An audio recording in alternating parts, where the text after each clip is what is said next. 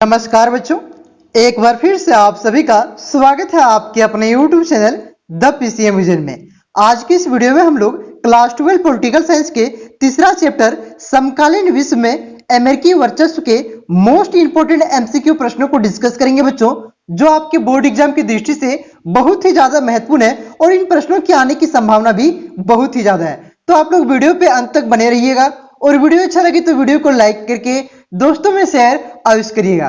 तो चलिए स्टार्ट करते हैं आज के प्रश्नों को। देखिएगा बच्चों, पहला चैप्टर था शीत युद्ध का दौर। उस चैप्टर में हम लोगों ने पढ़ा था कि द्वितीय विश्व युद्ध समाप्त होने के बाद किस प्रकार से शीत युद्ध की शुरुआत होती है और दुनिया दो ध्रुवों में बढ़ जाता है। एक तरफ आपका होता है अमेरिका का पार्टी और एक तरफ होता है सोवियत संघ का पार्टी, लेकिन कुछ देश आपका गुट निरपेक्ष भी रहते हैं, जिससे भारत आपका गुट निरपेक्ष देश था। ठीक है, उसके बाद दूसरा चैप्टर था आपका दो ध्रुवता का अंत। उस चैप्टर में हम लोगों ने पढ़ा था किस प्रकार से सोवियत संघ का विघटन हो जाता है और दुनिया में एक ही ध्रुव बचता है, एक ही पार्टी बचता है, अमेरिका। तो इस चैप्टर में हम लोग पढ़ेंगे बच्चों, उसके बाद अमेरिका का वर्चस्व क्या रहता है दुनिया में, अमेरिका का उसके बाद क्या प्रभाव रहता है, क्या दबदबा रहता है, उसके बारे में पढ़ेंगे बच्चों। तो देखिए बच्चों, उसी को लेकर के पहला प्रश्न है, एक ध्रुवता की स्थिति किस देश की शक्ति की परिचायक है? तो इसका राइट आंसर हो जाएगा संयुक्त राज्य अमेरिका। ऑप्शन नंबर 1 इसका करेक्ट आंसर होगा बच्चों। दो ध्रुव था आपका, एक तरफ था अमेरिका और एक तरफ था सोवियत संघ। सोवियत संघ का विघटन हो जाता है, सिर्फ एक ध्रुव बचता है, तो एक ध्रुव में अमेरिका होती, तो इसी की शक्ति की परिचायक था बच्चों। ऑप्शन नंबर 1 इसका करेक्ट आंसर होगा। उसके बाद देखिए दूसरा प्रश्न है, किस अमेरिकी राष्ट्रपति ने नई विश्व व्यवस्था का चित्र प्रस्तुत किया? तो इसका राइट आंसर हो जाएगा जॉर्ज बुश ने। जॉर्ज बुश ने नई विश्व व्यवस्था की चित्र प्रस्तुत किया था। ऑप्शन नंबर 4 इसका करेक्ट आंसर होगा बच्चों। उसके बाद देखिए अगला क्वेश्चन है, कुवैत पर किस राज्य ने अवैध रूप से कब्जा कर लिया था? तो इसका राइट आंसर हो जाएगा इराक। इराक कुवैत पर गलत तरीके से कब्जा कर लेता है बच्चों। उसके बाद क्या होता है, संयुक्त राष्ट्र संघ अमेरिका को आदेश देता है कि किसी भी प्रकार से कुवैत को इराक के चुंगल से आजाद कराइए। ठीक है, तो इसी युद्ध को जो होता है इराक और अमेरिका में अब युद्ध होता है, इसी युद्ध के प्रथम खाड़ी युद्ध के नाम से भी जाना जाता है। और जो इस ऑपरेशन हुआ था बच्चों, इस ऑपरेशन को किस नाम से जाना जाता है? Operation desert storm. ठीक है, यहाँ पे ऑपरेशन देखिए, कोई भी मिशन होता है तो उसका नाम दिया जाता है, तो उसी को क्या कहा जाता है? ऑपरेशन कहा जाता है। ऑपरेशन का मतलब नहीं समझ लीजिएगा चीड़-फाड़ वाला ऑपरेशन, ठीक है, यहाँ पे वो ऑपरेशन नहीं है। ऑपरेशन का मतलब हो गया यहाँ पे मिशन। तो ये मिशन को किस नाम से जाना जाता है? ऑपरेशन डेजर्ट स्टॉर्म के नाम से जाना जाता है और प्रथम खाड़ी युद्ध के नाम से भी जाना जाता है बच्चों। उसके बाद देखिए अगला क्वेश्चन वही आपसे घुमा करके थोड़ा है क्वेश्चन, कि कुवैत को किस देश के अवैध चुंगल से मुक्त कराया गया था? तो अभी पढ़े, इराक के अवैध चुंगल से मुक्त कराया गया था। और ये घटना कब की है बच्चों? 1990 का है। कब का? 1990 की यह घटना है। इराक क्या करता है, आपका कुवैत पर हमला करके उससे कब्जा कर लेता है। ठीक है, उसके बाद देखिए अगला क्वेश्चन है आपका, अमेरिका के वर्ल्ड ट्रेड सेंटर पर आतंकवादियों की हमला कब हुआ? तो इसका राइट आंसर हो जाएगा 11 सितंबर 2001 को। ऑप्शन नंबर 1 इसका करेक्ट आंसर होगा बच्चों। देखिए यहाँ पे देखिए, इसे आप लोग सुने होंगे 9/11 का हमला। 9/11 का हमला सुना होगा आप लोगों ने। तो देखिए यहाँ पे 9 का मतलब क्या हुआ? सितंबर महीना आपका 9वां नंबर में आता है, और 11 का मतलब क्या हुआ बच्चों? आपका हो गया 11 तारीख। ठीक है, इसे 9/11 के नाम से भी जाना जाता है। उसके बाद देखिए अगला क्वेश्चन आपका, 9/11 से आप क्या समझते हैं? तो इसका राइट आंसर क्या हो जाएगा? अमेरिका पर वर्ल्ड ट्रेड सेंटर पर हमला। ठीक है, अभी आप लोगों ने पढ़ा कि 9 का मतलब क्या हो गया? आपका महीना हो गया सितंबर हो गया, और 11 सितंबर 2001 को आपका जो हुआ था वर्ल्ड ट्रेड सेंटर पर हमला हुआ था। तो वही यहाँ पे होगा ऑप्शन नंबर 2 इसका करेक्ट आंसर बच्चों। उसके बाद देखिए अगला क्वेश्चन है, 1996 में तालिबान ने किस देश पर अपना सत्ता स्थापित किया था जिसे 2001 में अमेरिका ने मिटा दिया था? तो इस क्वेश्चन का राइट आंसर हो जाएगा अफगानिस्तान बच्चों। ऑप्शन नंबर 4 इसका करेक्ट आंसर होगा। अभी तालिबान कुछ दिन पहले चर्चा में था। क्यों चर्चा में था बच्चों? 1996 में क्या करते हैं, अफगानिस्तान पर ही तालिबान कब्जा कर लेता है। उसके बाद 2001 में अमेरिका क्या करता है, तालिबान को यहां से हटा देता है और फिर से लोकतांत्रिक सरकार की स्थापना करता है बच्चों। उसके बाद देखिए अभी कुछ दिन पहले क्या होता है बच्चों, ये जो तालिबान होता है बच्चों, ये तालिबान क्या करता है, फिर से वहां पे जो लोकतांत्रिक सत्ता स्थापित करता है उसको हटा देता है और फिर से 2021 में आपका फिर से कब्जा कर लेता है बच्चों। अभी कुछ दिन पहले ही कब्जा किया, ठीक है, और फिर से अपना सत्ता स्थापित कर लिया था, इस वजह से चर्चा में था। ठीक है, तो इस क्वेश्चन का ऑप्शन नंबर 4 राइट आंसर होगा। उसके बाद देखिए ऑपरेशन एंड्रू फ्रीडम निम्नलिखित में से किस देश के द्वारा चलाया गया था? तो देखिए इस चैप्टर में आप लोग 4 ऑपरेशन के बारे में पढ़िएगा। चारों ऑपरेशन किसके द्वारा चलाया गया था? अमेरिका के द्वारा, क्योंकि यह चैप्टर ही आपका है समकालीन विश्व में अमेरिकी वर्चस्व। अमेरिका के वर्चस्व को इस चैप्टर में हम लोग पढ़ेंगे कि एक दो ध्रुवता का अंत होता है, एक ध्रुव आपका अमेरिका बच जाता है, उसके बाद अमेरिका का क्या वर्चस्व होता है, क्या दबदबा होता है, इस चैप्टर में पढ़ेंगे। तो वो जितना भी ऑपरेशन आएगा सारा अमेरिका के द्वारा ही चलाया गया था, ठीक है। तो इस क्वेश्चन का राइट आंसर क्या हो जाएगा? यूएसए। ऑप्शन नंबर 2 इसका करेक्ट आंसर होगा। उसके बाद देखिए अगला क्वेश्चन आपका ऑपरेशन इनफाइनाइट रीच निम्नलिखित में से किस देश के द्वारा शुरू किया गया था? तो किस देश के द्वारा? यूएसए के द्वारा शुरू किया गया था। उसके बाद देखिए अगला क्वेश्चन है ऑपरेशन डेजर्ट स्टॉर्म किससे संबंधित है? तो ऑपरेशन डेजर्ट स्टॉर्म किससे संबंधित है? अभी कुछ देर पहले आपको मैंने बताया कि कुवैत क्या करता है, कुवैत पर कब्जा कर लेता है इराक पर। तो इराक को फिर मारने के लिए कौन आता है? अमेरिका उसके चुंगल से छुड़ाने के लिए आता है, कुवैत को इराक के चुंगल से छुड़ाने के लिए आता है। तो उसी ऑपरेशन को किस नाम से जाना जाता है? प्रथम खाड़ी, मतलब इस युद्ध को प्रथम खाड़ी युद्ध कहा जाता है। और वहां पे जो ऑपरेशन किया जाता है, ठीक है, उस ऑपरेशन को किस नाम से जाना जाता है? Operation desert storm. तो ऑपरेशन डेजर्ट स्टॉर्म किससे संबंधित है? प्रथम खाड़ी युद्ध से संबंधित है। ऑप्शन नंबर 1 इसका करेक्ट आंसर होगा।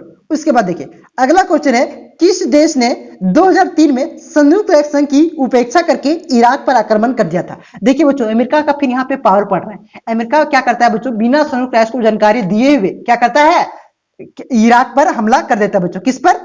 इराक पर। इराक पर यहाँ पे देख सकते हैं हमला आक्रमण कर देता है। कौन करता है? अमेरिका। तो कौन उपेक्षा कर रहा है यहाँ पे? ऑप्शन नंबर 1 इसका राइट आंसर हो जाएगा। संयुक्त राष्ट्र की उपेक्षा अमेरिका कर रहा है बच्चों। वो क्यों करता? कोई भी कारण नहीं था। अमेरिका क्या कहता बाद में कि हम इसलिए हमला किए थे कि हमको पता चला कि क्या कर रहा है, इराक एक गलत हथियार बना रहा है, खतरनाक हथियार बन रहा है जिसे दुनिया वो नष्ट करना चाह रहा है, ठीक है। लेकिन बाद में पता चला जब जांच कराई तो ऐसा कोई हथियार इराक नहीं बना रहा था, सिर्फ ये गलत था। अमेरिका चाह रहा था क्या? अपना वर्चस्व स्थापित करने के लिए वहां की सरकार को उखाड़ करके फेंकना चाहता था। और वहां पे देखिए इराक आपका पेट्रोल के लिए प्रसिद्ध है ना, पेट्रोल डीजल के लिए प्रसिद्ध है, आपका तेल के लिए प्रसिद्ध है। तो उस तेल के जितने भी संसाधन उस पर कब्जा करना चाहता था अमेरिका। ये है अमेरिका की सच्चाई बच्चों। तो ऑप्शन नंबर 1 इसका करेक्ट आंसर। कहानी बताते चल रहे मजा आएगा क्या? उसके बाद देखिए अगला क्वेश्चन है विश्व का कौन सा राष्ट्र अपने बजट का एक बड़ा हिस्सा रक्षा अनुसंधान के विकास के मद में खर्च करता है? तो अमेरिका के पास सबसे बड़ा इतना पावरफुल होने के कारण क्या है? अपना वो क्या करता है, बहुत पैसा अपना सैनिक में खर्च करता है, ठीक है। ऑप्शन नंबर 2 इसका करेक्ट आंसर होगा। उसके बाद देखिए अभी तक जितना पढ़े उसका रिवीजन हो जाएगा। देखिए बच्चों शीत युद्ध के अंत के बाद डैश विश्व की सबसे बड़ी ताकत बनकर कौन उभरा? तो अमेरिका उभरा। अमेरिका सोवियत संघ का विघटन हो जाए तो अमेरिका उभरता है ना, तो अमेरिका होगा यहाँ पे। उसके बाद देखिए हगमेनी अर्थात वर्चस्व शब्द का इस्तेमाल प्राचीन यूनान में डैश की प्रधानता की चिन्हित करने के लिए लिया गया था। तो किसकी प्रधानता की? एंथेंस। ऑप्शन नंबर ऑप्शन नहीं, यहाँ पे एंथेसिस में डायरेक्ट भराएगा। उसके बाद देखिए अगला क्वेश्चन है 1991 में सोवियत संघ के पतन के बाद के दौर के अमेरिकी प्रभुत्व डैश विश्व का दौर कहा गया। तो एक ध्रुवीय का दौर कहा गया। जब सोवियत संघ का विघटन हो गया, 2 ध्रुव था तो एक ही ध्रुव कहलाएगा, एक ध्रुवीय का दौर कहा गया। ऑप्शन नहीं सर, बार बार ऑप्शन बोल रहे हैं। एक ध्रुवीय यहाँ पे भरा गया, ठीक है। वहां पे ऑप्शन में दिया हुआ रहेगा एक ध्रुवीय, 2 ध्रुवीय, 3 ध्रुवीय, तो वहां पे एक ध्रुवीय होगा, ठीक है। उसके बाद देखिए अगला क्वेश्चन है एक ध्रुवीय विश्व में अंतरराष्ट्रीय मामलों में डैश की चलती है। तो किसका चलता है? अमेरिका का चलता है, अमेरिका का वर्चस्व। उसके बाद देखिए एक ध्रुवीय हो गया। 2 ध्रुवीय की समाप्ति के पीछे मुख्य कारण क्या था? सोवियत संघ का विघटन। यहाँ पे पतन लिखा है तो पतन था ना, पतन मतलब सोवियत संघ का पतन हो जाता है, विघटन हो जाता है। सोवियत संघ नाम ही अब नहीं है, अब सिर्फ रूस बचा हुआ है बच्चों। सबसे बड़ा जो देश अभी निकला है, अभी आप लोग देखा होगा रूस और यूक्रेन का युद्ध हो रहा है। क्यों हो रहा है? फिर से रूस क्या चाहता है? रूस चाहता है कि फिर से हम सोवियत संघ बनाएंगे। जितना देश था 15 देश में टूट जाता है। कितने देशों में टूटता है? 15 देश में टूटता है ना। फिर से वो 15 देश को एक करना चाहता है रूस, और सोवियत संघ बनना चाहता है। इस वजह से यह युद्ध किया जा रहा है। उसके बाद देखिए नई विश्व व्यवस्था शब्द का प्रयोग सर्वप्रथम किस अमेरिकी राष्ट्रपति ने किया था? तो जॉर्ज बुश ने किया था। उसके बाद देखिए अगला क्वेश्चन है अगस्त 1990 ईस्वी में इराक में पर डैश पर हमला कर दिया था। तो इराक किस पर हमला किया था? इराक ने कुवैत पर हमला किया था। उसके बाद देखिए खाड़ी युद्ध के समय इराक के राष्ट्रपति कौन थे? सद्दाम हुसैन। नाम सुना होगा, फौज के काटा था उसका सिर अमेरिका। उसके अगला क्वेश्चन है प्रथम खाड़ी युद्ध में डैश ने बहुराष्ट्रीय सेना का नेतृत्व किया था। तो देखिए सबसे ज्यादा सैनिक किसका था बच्चों? 34 देश शामिल हुआ था। तो 34 देशों में सबसे ज्यादा सैनिक किसका था? अमेरिका का था ना। तो अमेरिका इसका यहाँ पे राइट आंसर होगा। उसके बाद देखिए मतलब नेतृत्व अमेरिका ही करेगा, जिसका ज्यादा होता है वही नेतृत्व करता है। खाड़ी युद्ध में डैश को हरा करके कुवैत को स्वतंत्रता बहाल हुई। तो इराक को हरा करके कुवैत को फिर से एक स्वतंत्र राष्ट्र बनाया गया। अगला क्वेश्चन है कुवैत को मुक्त कराने में संयुक्त राष्ट्र संघ के सैन्य अभियान को ऑपरेशन क्या कौन से नाम से जाना जाता है? ऑपरेशन डेजर्ट स्टॉर्म के नाम से जाना जाता है। तो प्रथम खाड़ी युद्ध, ठीक है। उसके बाद देखिए अगला क्वेश्चन है खाड़ी युद्ध में स्टॉर्म स्मार्ट बम का प्रयोग किया गया था। स्मार्ट बम मतलब टेक्नोलॉजी वाला बम का प्रयोग किया गया था बच्चों। अभी मैंने आपको पहले पढ़ाया कि स्मार्ट बम का प्रयोग किया गया था इसमें, ठीक है। तो स्मार्ट बम यहां पे होगा। अगला है 2001 में 11 सितंबर को आतंकवादियों द्वारा वर्ल्ड ट्रेड WTO, ठीक है, सेंटर पर किए गए आक्रमण को किस नाम से जाना जाता है? तो 9वां महीना हुआ था, 11 तारीख को हुआ था, 11 सितंबर 2001 को हुआ था, ठीक है। उसके बाद अगला क्वेश्चन है 9/11 को आतंकवादी हमले की जिम्मेदारी किसने लिया था? तो किसने लिया था? अलकायदा और अफगानिस्तान के तालिबान शासन को, ठीक है। तो इस वजह से 2001 में क्या करता है, उसके वहां से उखाड़ के फेंक देता है, अमेरिका के लाता लड़ने के लिए अफगानिस्तान। क्या है कि वो वर्ल्ड ट्रेड पर अमेरिका पे हमला कर देता है, दिखाता है कि तुम्हारा पावर कुछ नहीं है बच्चों, 4 को जहाज में बिल्डिंग से टकरा देता है, 3000 से ज्यादा आदमी मर जाता है। इसलिए क्या करता है, चुन चुन के मारता सारा आतंकवादियों को, अरे वहां से तालिबान को उखाड़ करके फेंक देता है। उसके बाद देखिए अगला क्वेश्चन इसमें है 2003 में अमेरिका द्वारा इराक पर सैन्य हमला डैश क्या कहलाता है? इराक पर जो 2003 में हमला किया गया था, ठीक है, जो अभी बोले कि बम बना रहा था, बाद में सफाई दिया था अमेरिका की वो बम बना रहा था, खतरनाक बम। तो इस ऑपरेशन को किस नाम से जाना गया था? ऑपरेशन इराकी फ्रीडम के नाम से जाना गया था। अगला क्वेश्चन देखिए, संयुक्त राज्य अमेरिका ने 2003 में इराक के विरुद्ध ऑपरेशन इराकी फ्रीडम क्यों किया था? तो क्योंकि इराक में सामूहिक संहार हथियारों की मौजूदगी को लेकर के, मतलब कि यहाँ पे हथियार है, खतरनाक हथियार बना रहा है, इस वजह से हमला किया था बच्चों। तो यहाँ पे मैंने बहुत ही ज्यादा इंपॉर्टेंट क्वेश्चन बताया बच्चों। वीडियो कैसा लगा कमेंट करके बताइए, बहुत ही मेहनत किए थे वीडियो पे, ठीक है, कमेंट करके जरूर बताना यार। और इस प्रकार की और वीडियो चाहिए, सब्जेक्टिव आपको चाहिए क्या टर्म 2 का, वो भी आप लोग कमेंट करके जरूर बताइए। तो मिलते हैं नेक्स्ट वीडियो में, धन्यवाद।